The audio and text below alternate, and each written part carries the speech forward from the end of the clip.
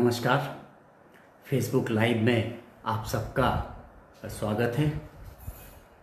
जैसा कि हमने बताया था कि आज हम हाइब्रिड वॉरफेयर पे बात करेंगे, उसके पश्चात क्वेश्चन आंसर लेंगे और बहुत सारे जो क्वेश्चंस आए हैं उनका उत्तर हम इनबॉक्स में भी भेज देंगे। हमारे जो दर्शक हैं, बहुत खुशी है कि आप लोग सब इसमें रुचि ले रहे हैं और नई नई जानकारी हासिल कर रहे हैं। इससे मुझे भी अच्छा लगता है कि नई नई चीज़ें आप लोग से शेयर करें, आपसे बात करें। हाइब्रिड वॉरफेयर क्या होता है?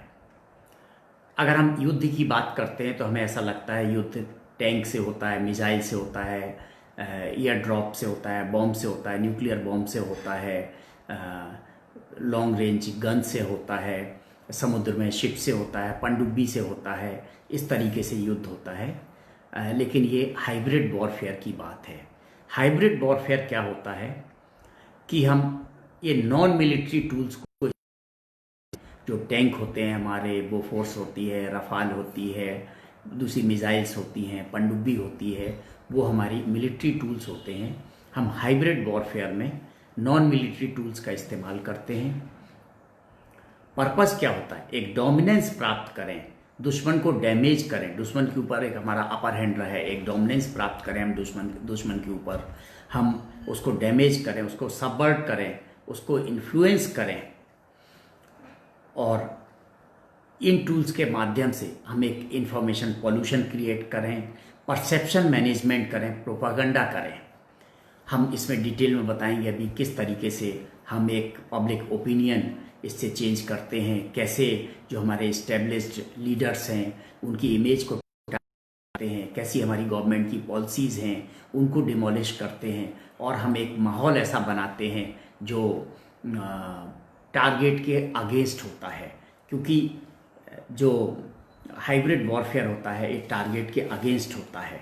अभी आपने रिसेंटली और सबसे बहुत सारे अखबारों में पढ़ा होगा, लेकिन इंडियन एक्सप्रेस ने इसमें डिटेल में रिपोर्ट दी थी कि शेनहुआ, ZHENHUA, शेनहुआ बोलते हैं, ये चीन की कंपनी है, चाइनीज़ कंपनी है, और इसने एक डिजिटल फुटप्रिंट मॉनिटरिंग करने का इसका एक एपिसोड सामने आया है और इंडियन एक्सप्रेस के अनुसार 1000 से अधिक जो हिंदुस्तान के महत्वपूर्ण व्यक्ति हैं, पॉलिटिशियंस हैं, लीडर ऑपोजिशंस हैं, चीफ मिनिस्टर्स हैं, हाईएस्ट पॉलिटिकल डिग्निटरीज हैं, जुडिशियरी के हाईएस्ट लोग हैं, हाईएस्ट बड़े क्रिमिनल्स हैं, इंडस्ट्री के लीडर्स हैं, जो उन सब के बारे में एक सोशल मीडिया में जो भी जानकारी उपलब्ध थी, रिसर्च पेपर्स में थी, उनको इकट्ठा करके उन्होंने आर्टिफिशियल इंटेलिजेंस के माध्यम से, मशीन लैंग्वेज के माध्यम से उसको एक संकलित करके और उसका एक डेटाबेस तैयार किया।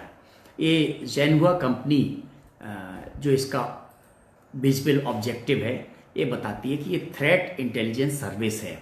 जिस व्यक्ति को कोई थ्रेट होती है वो इससे संपर्क करता है। ये बेसिकली एक डिजिटल हॉरोस्कोप तैयार करती है किसी व्यक्ति के बारे में, संस्था के बारे में, और जो पॉलिटिकल लीडर्स हैं, चाहे वो रूलिंग पार्टी के हों चाहे अपोजिशन के हों, वो क्या सोचते हैं, कैसे करते हैं, टॉप नॉच ब्यूरोक्रेट्स हैं, उनकी जानकारी इकट्ठी करते हैं कि उनकी कैसी इमेज है, वो क्या करते हैं, उनको एक कैसे इन्फ्लुएंस कर सकते हैं, उनके रिश्तेदार क्या हैं, पॉलिटिशियंस के रिश्तेदार क्या हैं, जुडिशरी के रिश्तेदार क्या हैं, किसकी क्या वीकनेस हो सकती है, ये सब जानकारी एक पब्लिक डोमेन में जो इन्फॉर्मेशन अवेलेबल होती है, रिसर्च पेपर्स में होती है, ब्लॉग में होती है, सोशल मीडिया में होती है, उसको इकट्ठा करके ये लोग बात करते हैं।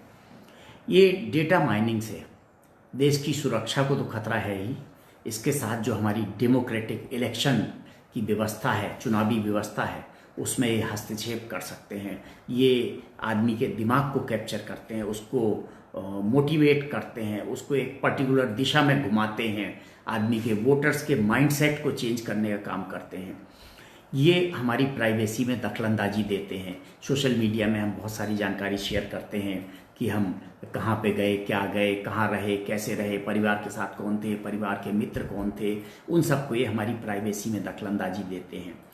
ये वैश्विक संचार तंत्र जो पूरा दुनिया का कम्युनिकेशन नेटवर्क है, उस पर इसने कब्जा किया हुआ है। ये बाजार में माल जो बिकता है उसके लिए ओपिनियन करते हैं। आर्टिफिशियल इंटेलिजेंस का जैसे मैं आपको बताऊं, आप अगर कोई आइटम गूगल में खोजते हैं तो बाद में आपको उसके विज्ञापन आने लगते हैं, ये आर्टिफिशियल इंटेलिजेंस का है। हमने कुछ दिन पहले एक सेशन भी आर्टिफिशियल इंटेलिजेंस पे किया था। ये ऐसा नहीं है कि एक इंटेलिजेंस कलेक्शन की कोई पहली बार कोशिश की गई हो, ये पहले भी कई बार कोशिश की गई है कुछ ऐसे समाचार पत्रों में। लेकिन क्या होता है, जो इंटेलिजेंस ऑपरेशंस होते हैं उनकी पुष्टि कभी नहीं हो पाती है, या सरकार पुष्टि कर भी लेती है तो पब्लिक डोमेन में उसकी पुष्टि नहीं आती है। इंटेलिजेंस वाले अपनी जानकारी सीक्रेट रखते हैं, तो इसलिए कई बार ये जानकारियाँ पब्लिक के डोमेन में नहीं आती हैं। केवल समाचार पत्रों के माध्यम से, सोशल मीडिया के माध्यम से, इलेक्ट्रॉनिक मीडिया के माध्यम से ऐसा सुनाई देता है कि ऐसी ऐसी कार्रवाई हुई थी, ऐसा हुआ था, ऐसे इंटेलिजेंस कलेक्शन हुई थी, लेकिन उसका फेट क्या हुआ, उसका रिजल्ट क्या निकला, ये नहीं मालूम होता है। 14 साल पहले कहते हैं अमेरिका ने भी एक ऑपरेशन प्रिज्म था कि भारत की सुरक्षा में सेंध लगाई थी। सही है गलत है नहीं कह सकते, लेकिन ये खबरें आई थी। एजेंसीज ने ज़रूर चेक की होंगी, सरकार के पास ज़रूर पुख्ता जानकारी होगी, सरकार ने ज़रूर इसके कड़े कदम उठाए होंगे कि इसको कैसे डील करें, इसको कैसे रोकें। लेकिन दुर्भाग्य कहो या सौभाग्य भी कहो कि इन जानकारियों का क्या रिजल्ट होता है, क्या इसकी एनालिसिस होती है, ये पब्लिक डोमेन में नहीं आती है।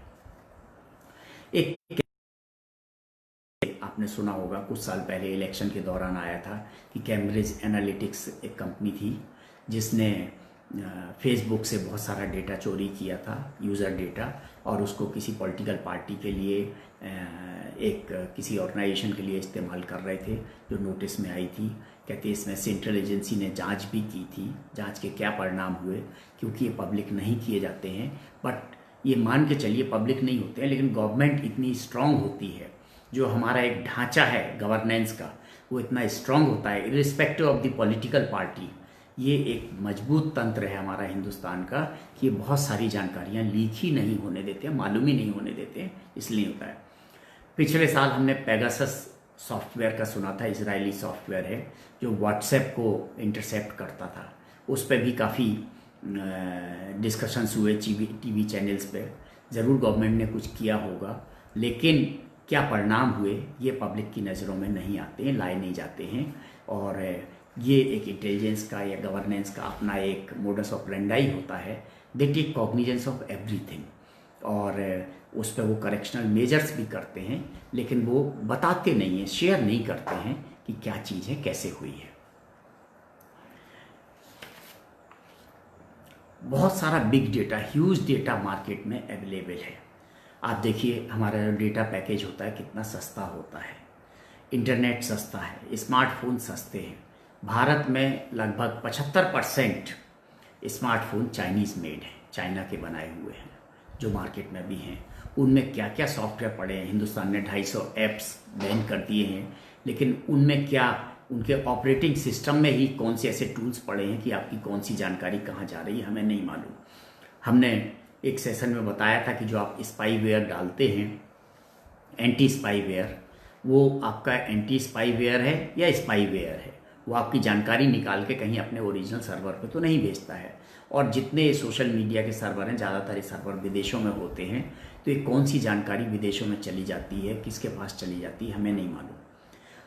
हम एक वैश्विक महासागर बन गए हैं डेटा के रूप में हिंदुस्तान में। हमारी 137 करोड़ 135 करोड़ की जनता है। ज़्यादातर लोग मोबाइल फ़ोन का, स्मार्टफोन का इस्तेमाल करते हैं।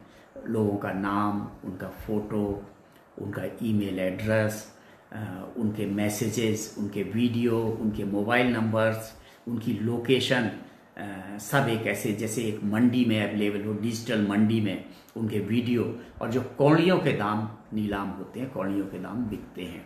आप ये कह सकते हैं कि जैसे एक प्राइवेट डिटेक्टिव एजेंसी होती थी, तो प्राइवेट डिटेक्टिव एजेंसी की तरह एक डिजिटल मीडिया की ये जानकारियाँ इकट्ठा करके, और ये जो जेनहुआ कंपनी है, शेनहुआ कंपनी है, ये एक थ्रेट इंटेलिजेंस सर्विस के रूप में इस्टेब्लिश्ड है। इस पर हम डिटेल में अभी और बात करेंगे। तो ये किस तरीके से हमारी जानकारी लेकर और हमारे दुश्मन तक पहुंचाती है। ये शेनहुआ कंपनी डिजिटल फुटप्रिंट्स को मॉनिटर करती है, जैसा मैंने आपको बताया। एक हमारा डिजिटल हॉरोस्कोप बनाती है, हमारे कौन दोस्त हैं, कौन दुश्मन हैं, कौन रिलेटिव्स हैं, हम क्या सोचते हैं, क्या करते हैं, हम कैसी पॉलिसी बनाएंगे, हमारी थिंकिंग क्या है, हम गवर्नमेंट पॉलिसी से कैसे रिएक्ट करते हैं।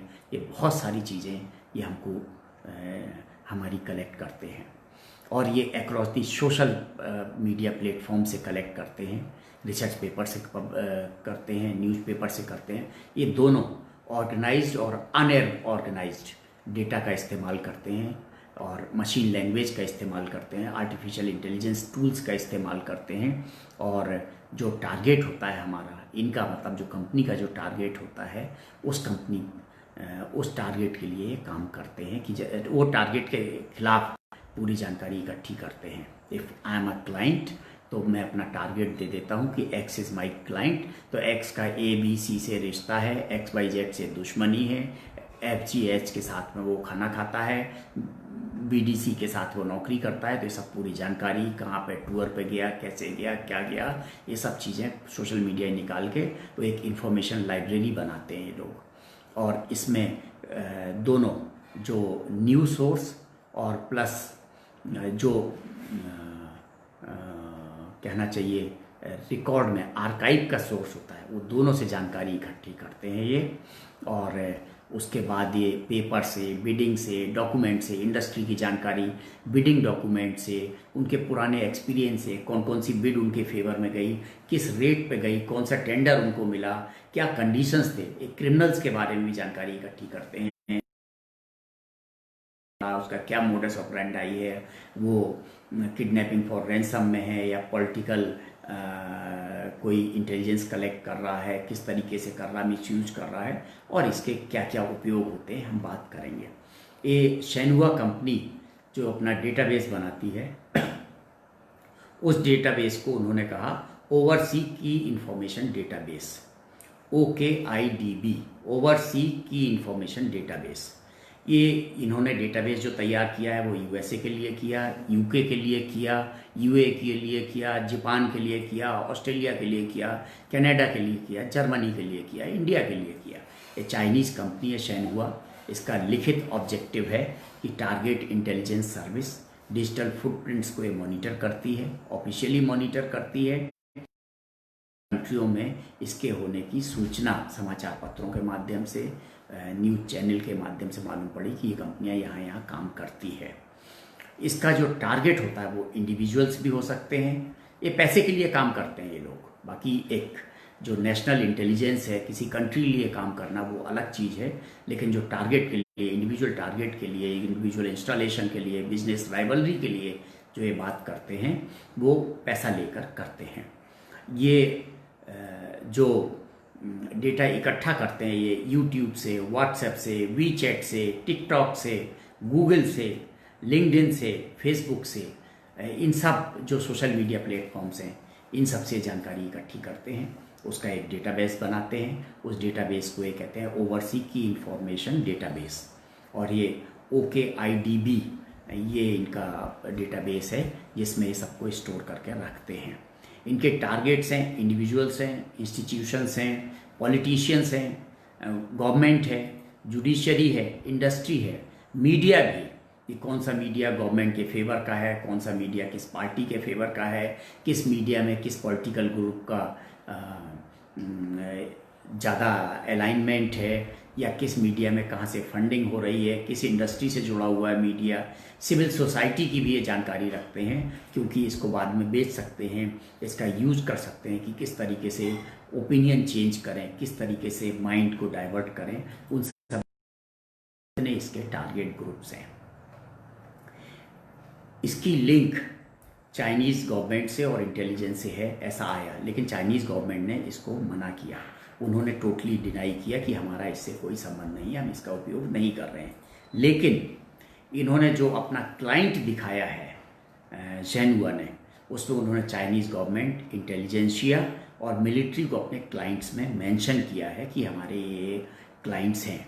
ऑफिशियली जो चाइनीज़ गवर्नमेंट है उसने डिनाई किया कि हमारा इनसे कोई संबंध नहीं है। गवर्नमेंट ज़रूर अपने लेवल पे ये पता लगा रही है, करेक्शनल मेजर्स भी ले रही है, और ये ऐसा, लेकिन इनका जो एक्सप्रेस है कि ये चाइनीज़ गवर्नमेंट के लिए, इंटेलिजेंसिया के लिए, मिलिट्री के लिए ये काम करते हैं, वो इनके क्लाइंट हैं।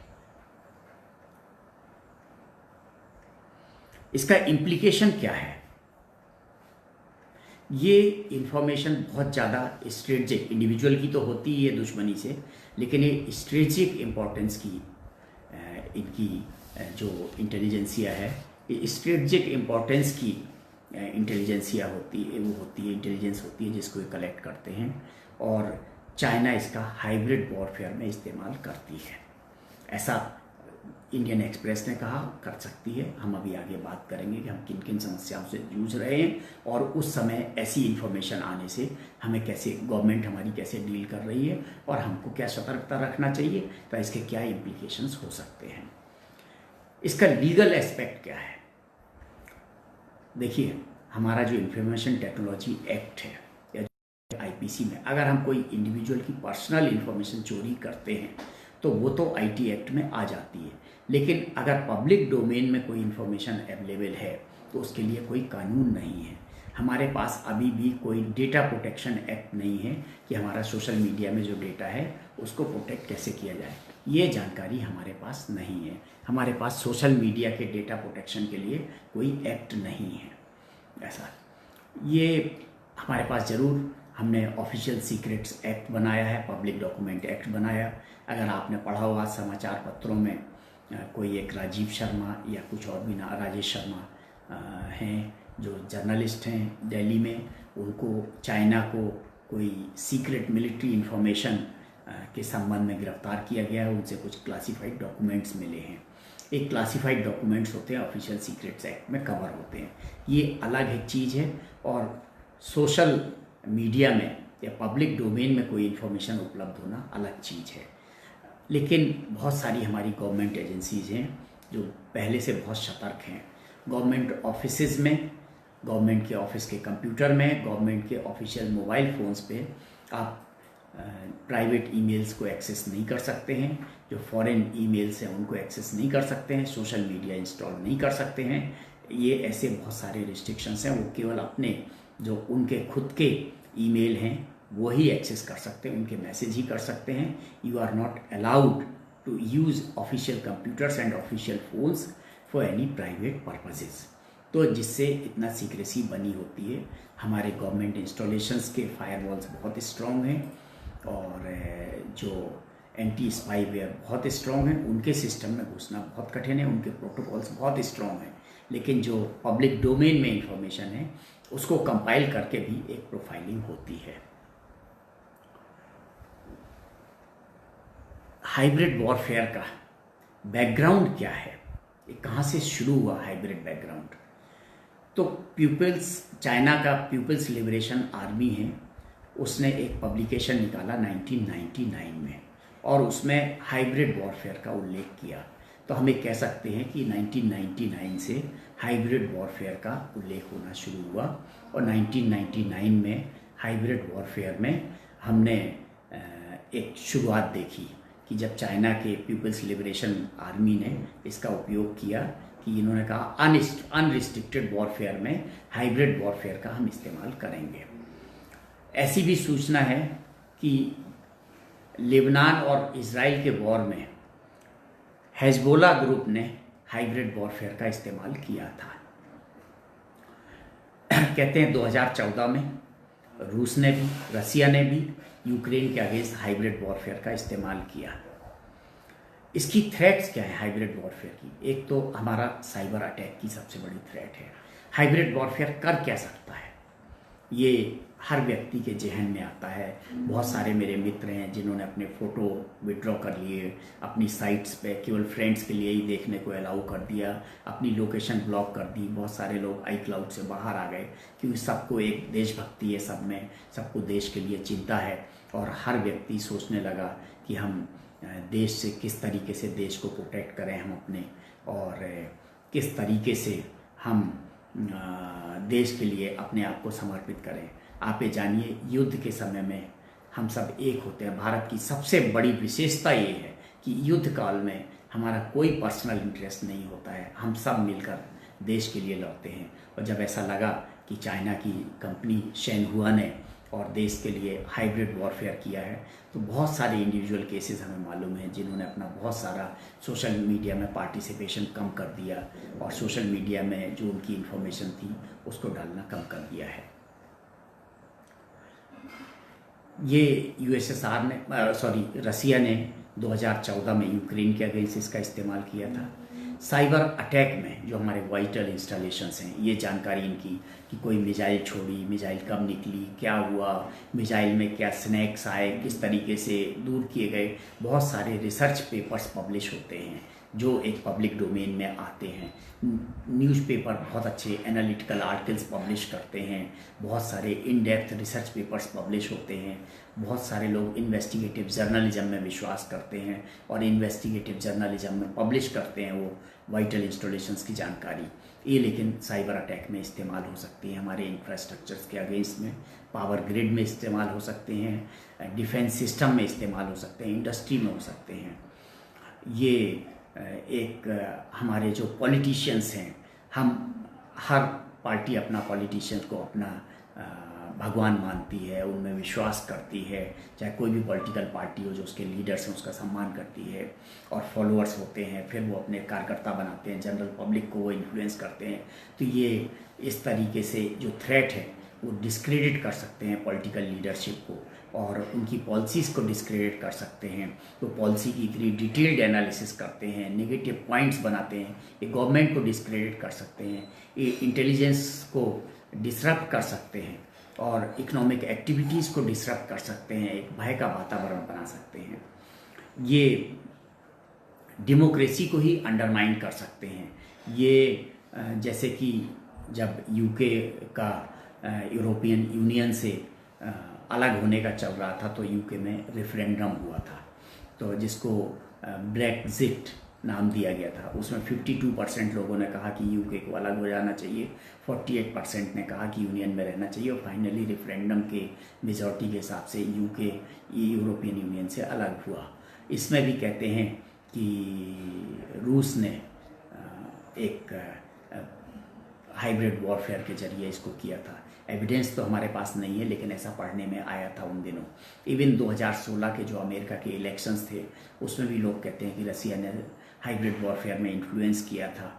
हमारा जो डेमोक्रेटिक सिस्टम है हिंदुस्तान में, we have the biggest democracy in the world और हमारी डेमोक्रेसी बड़ी रिस्पेक्टेड होती है। बड़े बड़े पॉलिटिशियंस चुनाव हार जाते हैं। हमारी डेमोक्रेसी पॉलिसी को इवेल्युएट करती है, काम को इवेल्युएट करती है, देश के भविष्य को इवेल्युएट करती है। हमारी जो डेमोक्रेसी में जो हमारे वोटर्स हैं बहुत ही सजग वोटर्स हैं और अप्रत्याशित परिणाम देते हैं। लेकिन ये हाइब्रिड वॉरफेयर हमारे जो वोटर्स हैं उनके माइंडसेट को परिवर्तित कर सकते हैं। वो प्रोपागंडा कर सकते हैं कि किस तरीके से प्रोपागंडा करके और पर्टिकुलर पार्टी को डिस्क्रेडिट करें, पॉलिसी को डिस्क्रेडिट करें या लीडरशिप को डिस्क्रेडिट करें। अभी हमारे यहाँ बिहार और वेस्ट बंगाल में इलेक्शन होना है। ये हाइब्रिड वॉरफेयर से इसका उपयोग हो सकता है कि किस तरीके से एक सोशल मीडिया का उपयोग करते हुए और वोटर्स को किस तरीके से इन्फ्लुएंस कर सकते हैं। एक बहुत ही डिफ़िकल्ट सिचुएशन है, लेकिन हमारा वोटर बहुत सजग है, इससे नहीं आता है और कई बार सोशल मीडिया के विपरीत भी परिणाम आते हैं। बुराई ये है कि जितने सोशल मीडिया के सर्वर्स हैं ये विदेशों में हैं, तो जानकारी उनकी विदेशों में होती है, हमारी उस पर एक्सेस नहीं होती है, हम उस पर कुछ नहीं कर सकते हैं।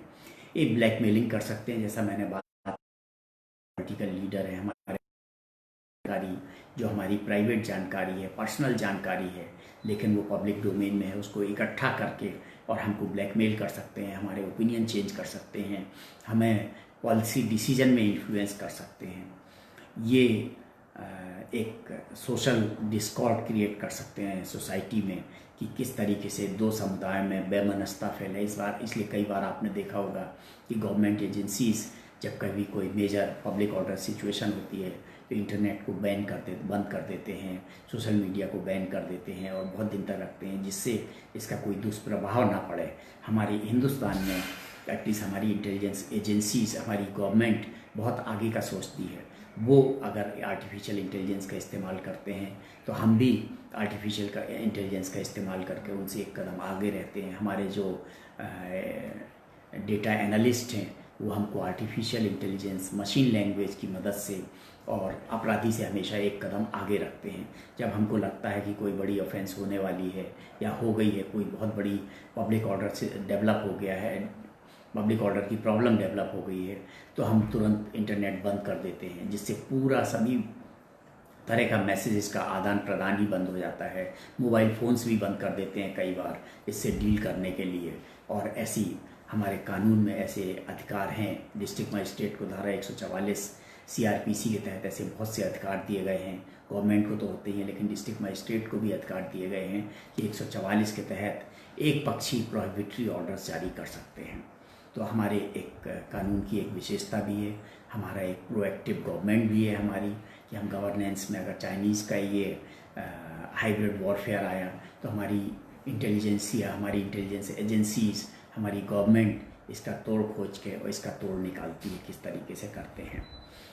एक ज़रूर है कि जो प्राइवेट लोग हैं वो बहुत सतर्क नहीं रहते हैं। हमें कह सकते हैं करोड़ों लोग को सोशल मीडिया प्रोफाइलिंग करके हाईजैक कर सकते हैं ये लोग थ्रू हाइब्रिड वॉरफेयर। इनके पास करोड़ों लोगों का जो फेसबुक यूज़र हैं, व्हाट्सएप यूज़र हैं, उनकी जानकारी इकट्ठी करके डेटा माइनिंग करते हैं, डेटा बैंक बनाते हैं, फिर डेटा एनालिटिक्स से, और अगर कोई हमारा दुश्मन है वो चाहता है हमारी जानकारी तो उसको बेचते भी हैं।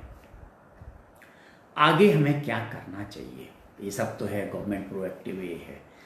एक चीज़ तो ये है, गवर्नमेंट को एक सेल्फ असेसमेंट करना चाहिए, जो कि वो कर भी रहे हैं, और इसके लिए एक नेशनल अप्रोच डेवलप करना चाहिए कि how to deal with hybrid warfare.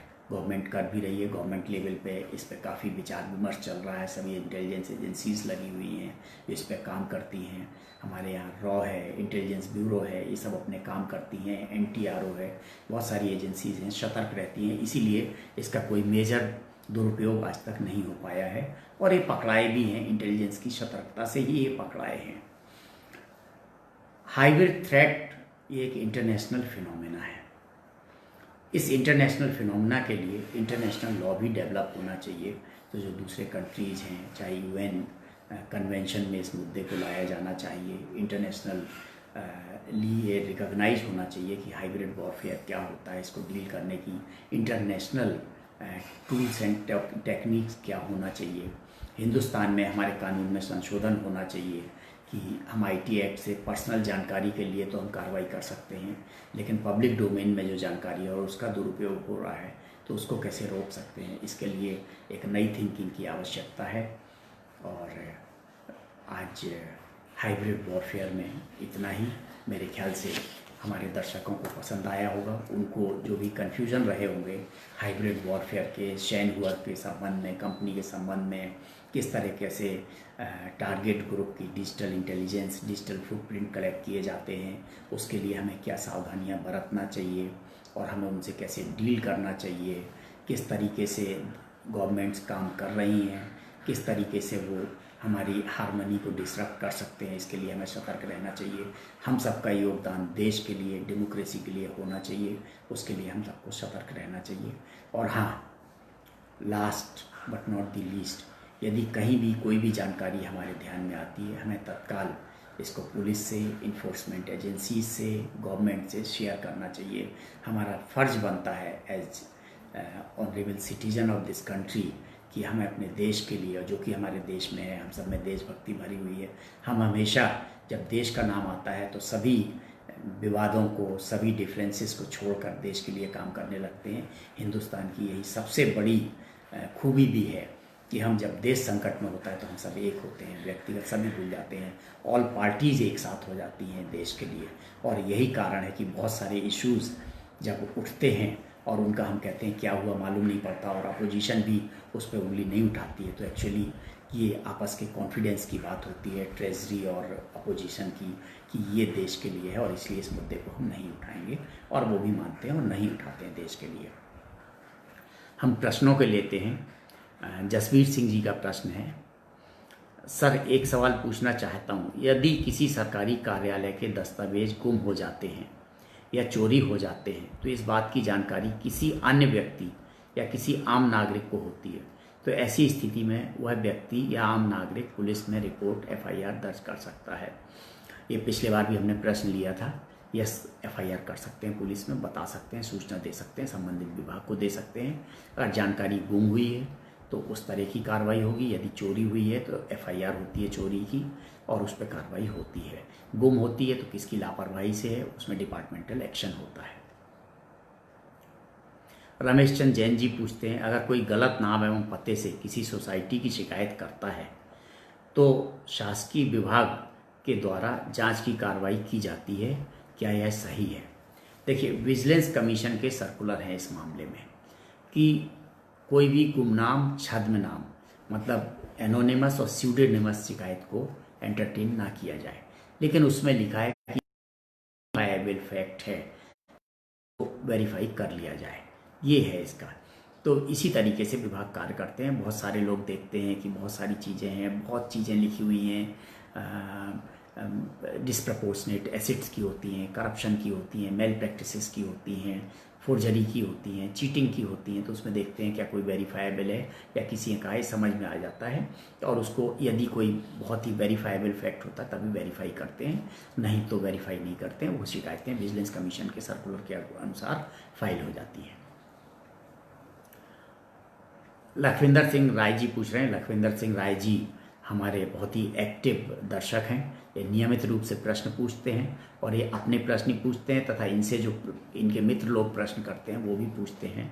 इन्होंने आज अपने मित्र के बारे में एक प्रश्न पूछा है कि सर, मेरे एक मित्र के विरुद्ध बिना नाम पते के लिखे एक गुमनाम शिकायत प्राप्त हुई है, लेकिन सरकारी विभाग द्वारा उस पर जाँच प्रतिवेदन मांगा गया है, जबकि शासन का निर्देश है बिना जाँच पते या हस्ताक्षर की किसी भी शिकायत पर कार्रवाई ना की जावे। तो क्या ऐसे में मेरा मित्र जांच अधिकारी को अपना बयान न देकर शासन के निर्देशों का पालन करने को कह सकता है? हाँ और ना, दोनों उत्तर हैं। यदि उसमें कोई वेरीफाइबल फैक्ट है तो सामान्यतः बता देना चाहिए और विजिलेंस कमीशन का सर्कुलर उसको भेज देना चाहिए। आपके पास नहीं हो तो मैं आपको सर्कुलर भिजवा दूंगा। किसी ने मेरे पास भेजा था, उसमें सीधे लिखा हुआ है कि गुमनाम और छद्मनाम शिकायत से जांच ना की जाए जब तक कि कोई बहुत ही ज़्यादा इंक्रिमिनेटिंग एविडेंस ना हो। तो आप अपने मित्र को बता दीजिए, डरने की कोई ज़रूरत नहीं होती है। ज़्यादातर वो झूठी होती है, फर्जी लोग करना नहीं चाहते और जबरदस्ती परेशान करने के उद्देश्य से भेज देते हैं। मेरा ऐसा विचार है कि हजारों लाखों की संख्या में गुमनाम छद्मनाम शिकायतें फाइल होती हैं और सामान्यतः विभाग के सीनियर ऑफिसर जूनियर ऑफिस को भेज देते हैं फॉर नेसेसरी एक्शन, कभी उस पर प्रतिवेदन भी नहीं मांगते हैं। तो ये देखने का है कि इंडिविजुअल केस क्या है और उस इंडिविजुअल केस में क्या है, पर सामान्यतः गुमनाम छद्मनाम शिकायत पर कोई कार्रवाई नहीं होती है। अगला प्रश्न है राकेश सिंह जी का। रेलवे पुलिस का यह आम पुलिस से अलग होती है? पहला पार्ट है, क्या रेलवे पुलिस आम पुलिस से अलग होती है? दूसरा, उनके थाने अलग क्यों होते हैं जबकि वह किसी न किसी क्षेत्र के अंतर्गत ही आते हैं? क्या किसी अपराधी का दर्ज अपराध रेलवे पुलिस से आम पुलिस के थानों में भेजा जा सकता है? आपके 2-3 पार्ट हैं आपके प्रश्न में। मैं आपको ये बताना चाहूँगा, रेलवे पुलिस और आम पुलिस में अंतर होता है, दोनों अलग होती हैं। गवर्नमेंट रेलवे पुलिस जीआरपी होती है, जो जिसका ड्यूरिडिक्शन रेलवे कॉलोनी, रेलवे के अधिपत्य में जो भी कुछ ज्यूरिडिक्शन होता है रेलवे के उसमें उस पर होता है, चलती ट्रेनों में होता है इसका ज्यूरिडिक्शन। और इसका फिक्स होता है कि एक थाने का ज्यूरिडिक्शन, इटारसी थाने का ज्यूरिडिक्शन कहाँ से कहाँ तक होगा, भोपाल थाने का कहाँ से कहाँ तक होगा, ये जीआरपी का है। इसके अलावा एक और संस्था होती है रेलवे प्रोटेक्शन फोर्स। वो basically watch and ward force है रेलवेज का, वो सेंट्रल गवर्नमेंट के अधीन होता है, उसको आरपीएफ बोलते हैं। और जीआरपी स्टेट गवर्नमेंट के अधीन होता है।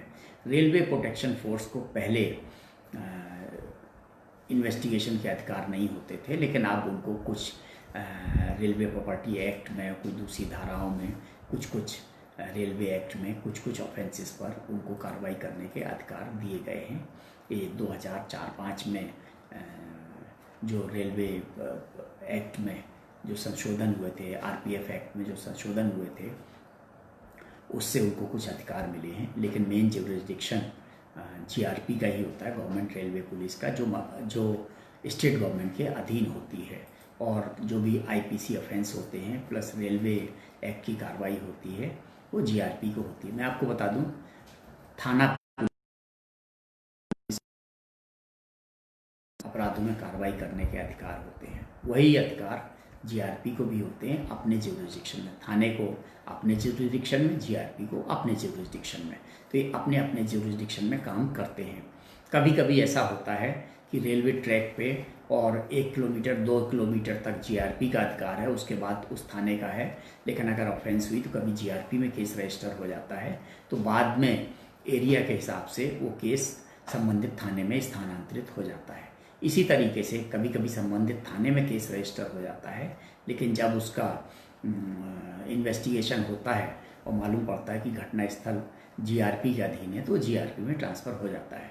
एक्चुअली अधिकार जो होता है वो कोर्ट का होता है, ये थाने का कोई मतलब नहीं होता है। अधिकार होता है कोर्ट का, कि किस कोर्ट के, जो जीआरपी के मजिस्ट्रेट के अधिकार क्षेत्र में होगा तो जीआरपी उसको चालान लगाएगी, अगर इसके अधिकार क्षेत्र में है तो ये अपने मजिस्ट्रेट के केस में लगाएंगे। बेसिकली बात चालान लगाने की होती है कि पूरा केस रजिस्टर कहीं भी हो सकता है, दूसरे ज़िले में भी हो सकता है, जीरो पे भी कायम हो सकता है। कोई ऑफेंस चलती ट्रेन में इटारसी और भोपाल के बीच में हुई, इसका एफआईआर चेन्नई में भी हो सकता है। एक और इंटरेस्टिंग चीज़ के अपराध होते हैं, इसमें घटना स्थल मूविंग होता है, प्लेस ऑफ ऑकरेंस मूव्स, कि ऑफेंस तो आपकी हो गई भोपाल और इटारसी के बीच में, लेकिन वो ट्रेन मूव कर गई चेन्नई। और चेन्नई में आदमी को, मान लो जहर खुरानी का केस हुआ था, किसी को जहर खिला के और उसका सामान चोरी हो गया, तो उसको मालूम पड़ा कि 2 लोग आए थे, भोपाल में बैठे थे, और इटारसी के पहले उसको नींद लग गई, वो सो गया, और जब उसकी नींद खुली, घटना स्थल नींद लगी थी उसके बाद का है, और उसके बाद वो लोग उतर के चले गए। और भी कुछ सर्कमस्टेंशियल एविडेंस होते हैं, कुछ मालूम पड़ता है, या रेलवे स्टेशन के सीसीटीवी में मालूम पड़ता है कि वो यहाँ पे ऐसे ऐसे लोग उतर के गए थे, उसके हुलिया के अनुसार से, या चाय वाले ने देखा था, या कैंटीन वाले ने देखा था, या वेंडर ने देखा था। ऐसे बहुत सारे एविडेंस होते हैं, उससे सिद्ध हो जाता है कि घटना स्थल भोपाल और इटारसी के बीच में ही था, या होशंगाबाद इटारसी के बीच में था, लेकिन घटना रजिस्टर होती है चेन्नई में। तो उसका एफआईआर वहाँ पे जीरो पे कहते हैं इसको, वहाँ पे कायम होके, और भोपाल या इटारसी जो भी जीआरपी का थाना लगता होगा उसके पास ये ऑफेंस आ जाती है, वो इन्वेस्टिगेट करता है। तो रेलवे क्राइम में घटना स्थल मूव करता है एक स्थान से दूसरे स्थान तक।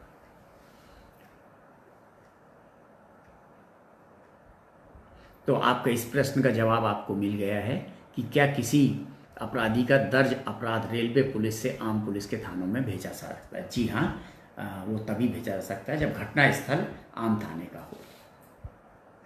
अजय गोविल जी पूछ रहे हैं कि हाल ही में नवजात बच्चों को तालाब में फेंकने के मामले सामने आ रहे हैं। इस तरह के अपराध में यदि माँ बाप स्वयं दोषी पाए जाते हैं तो उन्हें सजा का क्या प्रावधान है। नवजात शिशु ह्यूमन बीइंग होता है, even a child in the mother's womb, माँ की कोख में जो बच्चा होता है उसको माना जाता है। और अगर उसको कहीं फेंक कर और उसकी हत्या की जाती है तो ये आईपीसी में हत्या का अपराध है। हत्या के अपराध में चाहे माँ बाप हो, चाहे भाई बहन हो, चाहे पति पत्नी हो, कोई भी हो, किसी को इस पे अलग नहीं किया गया है, डिस्क्रिमिनेट नहीं किया गया है कि माँ बाप हत्या करते हैं तो हत्या नहीं मानी जाएगी, छोटा कमज़ोर कानून माना जाएगा, ऐसा नहीं है। आईपीसी में ये मेंशन किया गया है कि ए ने बी की हत्या की, होमिसाइड, तो वो होमिसाइड ये, चाहे वो उसका दोस्त हो, चाहे भाई हो, चाहे पिता हो, चाहे बेटा हो, चाहे पति हो, चाहे पत्नी हो, चाहे माँ हो, चाहे बाप, के लिए एक ही धारा में 302 में अपराध होता है, और 302 में पनिशमेंट भी उसके हिसाब से कि कितनी ग्रेविटी है, लाइफ इम्प्रिजनमेंट या उससे ज़्यादा या फांसी की सज़ा तक जो भी न्यायालय उचित समझता है वो सज़ा देता है। तो इसमें माँ बाप कोई स्पेयर नहीं होते हैं। हाँ, बड़ी दुखद घटना है, आज भी शायद सुबह के समाचार पत्रों में भोपाल में छपा है कि किसी माँ ने प्रेमी के साथ भागने के लिए अपनी 10 महीने की बच्ची को तालाब में फेंक दिया या कुएं में डाल दिया और उसकी डेथ हो गई। ऐसी बहुत सारी चीज़ें दुखद घटनाएं ये हैं, लेकिन समाज में परवर्जन है, समाज में विसंगतियां हैं, समाज में लोग ऐसा करते हैं, ये चीज़ें होती हैं ऐसी। तो बहुत ही दुखद घटना है, लेकिन इसमें उनको कोई रिलीफ नहीं मिलेगी कि वो माँ बाप हैं, इसलिए उनको सज़ा नहीं मिलेगी। अगला प्रश्न है अमित कुमार शर्मा जी का। माननीय नमस्कार जी, अमित कुमार जी नमस्कार। मेरे कुछ प्रश्न हैं आपके, अच्छा कुछ प्रश्न हैं। भारत में गाड़ियों के इंश्योरेंस के अलग अलग अवधारणाएं हैं। फर्स्ट पार्टी, थर्ड पार्टी, अलग अलग तरह के इंश्योरेंस हैं और इनको लेकर कई भ्रांतियां हैं। पहली चीज़ तो ये जानना चाहिए हमको कि फर्स्ट पार्टी इंश्योरेंस क्या होता है और थर्ड पार्टी इंश्योरेंस क्या होता है। फर्स्ट पार्टी इंश्योरेंस होता है कि आप गाड़ी के मालिक हैं, आपकी गाड़ी, उसमें बैठे हुए पैसेंजर, अगर प्राइवेट गाड़ी है तो जो आपके सवारियां उस समय बैठी हैं, आपका ड्राइवर, आपकी गाड़ी, दोनों इंश्योर होते हैं। और जो आप बैठे हैं तो आप या आपके परिवार के मित्र, कोई भी जो भी उस समय गाड़ी में बैठे हुए हैं। जो पैसेंजर व्हीकल होती है तो पैसेंजर व्हीकल का और जो पैसेंजर्स होते हैं उनका इंश्योरेंस होता है। This is first party insurance. दूसरा होता है थर्ड पार्टी इंश्योरेंस। पहली चीज़, फर्स्ट पार्टी इंश्योरेंस में क्या मिलेगा, अगर आपका एक्सीडेंट हो जाता है तो आपकी गाड़ी में जितना भी डैमेज होगा वो इंश्योरेंस कंपनी वहन करेगी। दूसरा, जिनको भी जो चोटें आएंगी, इलाज होगा, अगर किसी की डेथ होती है तो उसमें कंपनसेशन, पैसेंजर्स की डेथ होती है तो उसका कंपनसेशन, ये सब इंश्योरेंस कंपनी वहन करती है। ये होता है फर्स्ट पार्टी इंश्योरेंस। जो थर्ड पार्टी इंश्योरेंस होता है वो होता है कि ए का बी से टक्कर हुआ तो बी को जो इंजरी होगी वो जब क्लेम करेगा तो आपकी इंश्योरेंस कंपनी उसको सेटल करेगी, उसके क्लेम को। आपका खुद का, आपकी गाड़ी के डैमेज का, आपके ड्राइवर का, उसका इंश्योरेंस नहीं होता है। तो फर्स्ट पार्टी और थर्ड पार्टी इंश्योरेंस इस प्रकार से हम मानते हैं। थर्ड पार्टी में थोड़ा पैसा कम लगता है, फर्स्ट पार्टी इंश्योरेंस में पैसा थोड़ा ज़्यादा लगता है। आपका अगला प्रश्न है गाड़ियों का इंश्योरेंस कराना क्यों ज़रूरी है।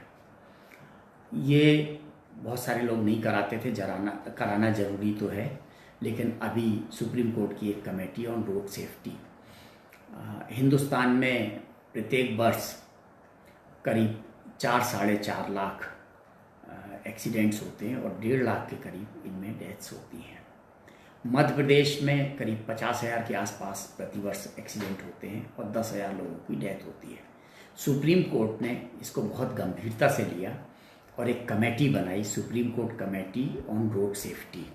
जस्टिस राधा कृष्णा की अध्यक्षता में एक कमेटी बनाई गई और उन्होंने कमेटी बनाई और पूरे इसको स्टडी किया, स्टेट वाइज स्टडी किया।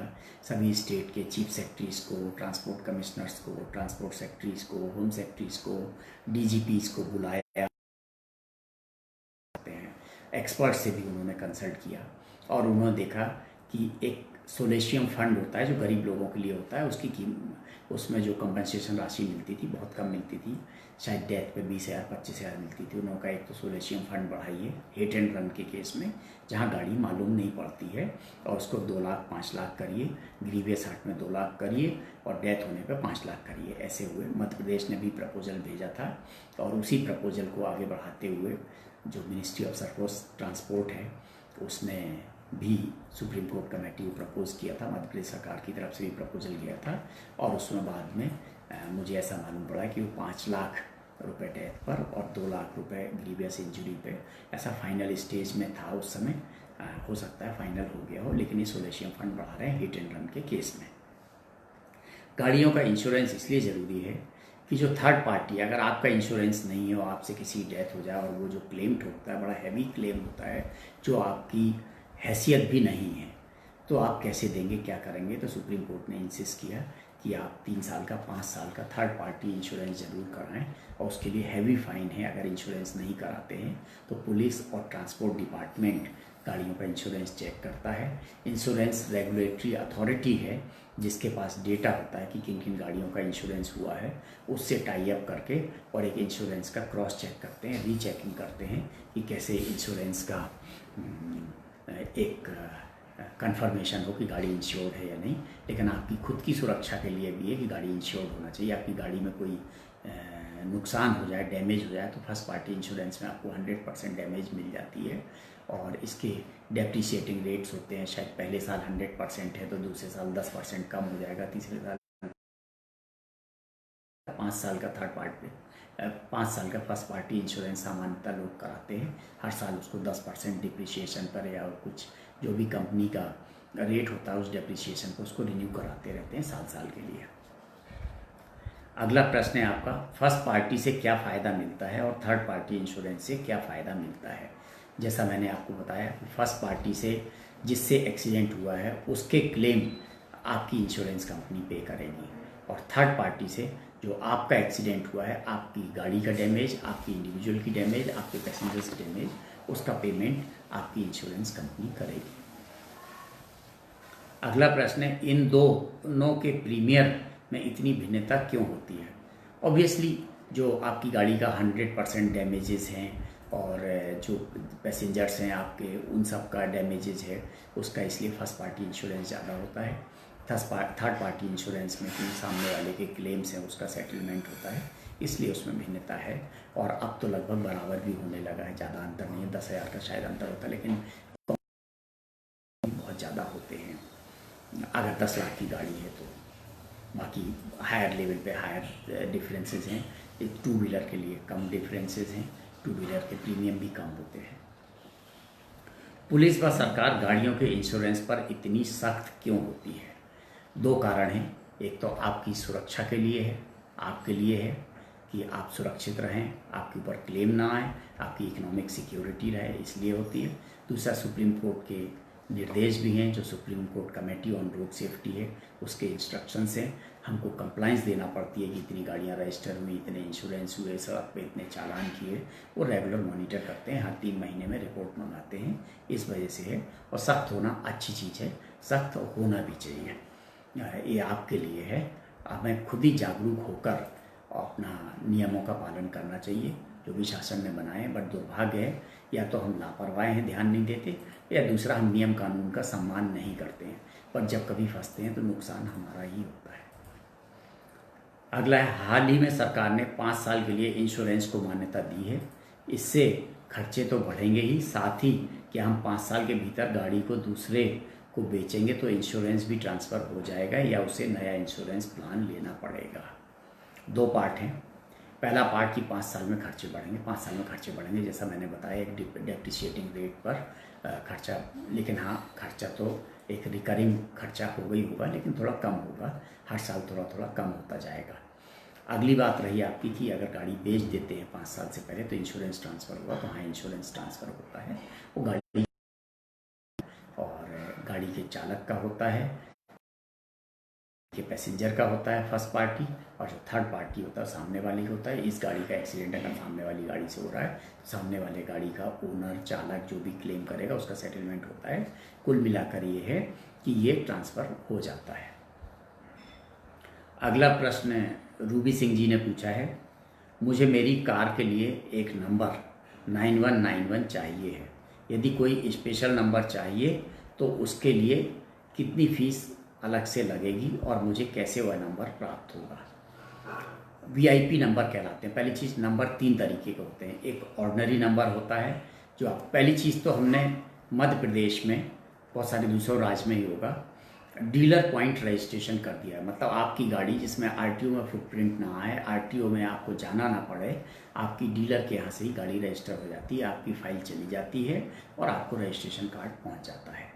गाड़ी का रजिस्ट्रेशन नंबर आपको डीलर ही दे देता है। डीलर्स के पास रजिस्ट्रेशन नंबर होते हैं, वो सीक्वेंस में नंबर देते रहते हैं। तो आपका मान लो 9190 आपका नंबर आया और आपको 9191 चाहिए है, तो ये जंपिंग नंबर होगा। जंपिंग नंबर के लिए आपको 5,000 रुपये की फ़ीस मध्य प्रदेश सरकार ने रखी है, तो हम इसमें आपसे 5,000 रुपये का चार्ज लेंगे, आपको जंपिंग नंबर देंगे।